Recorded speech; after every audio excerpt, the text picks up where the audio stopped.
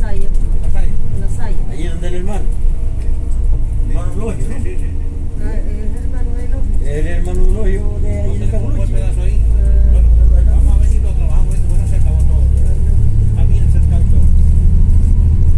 Pero yo lo escucho a ustedes hablando de las uvas y la vaina, del patio, de la terapia, y digo, que venga toda la gente. No saben qué es lo que quieren. Tenemos que tener en la calle una finca que es de bodega pomar, que es de un francés.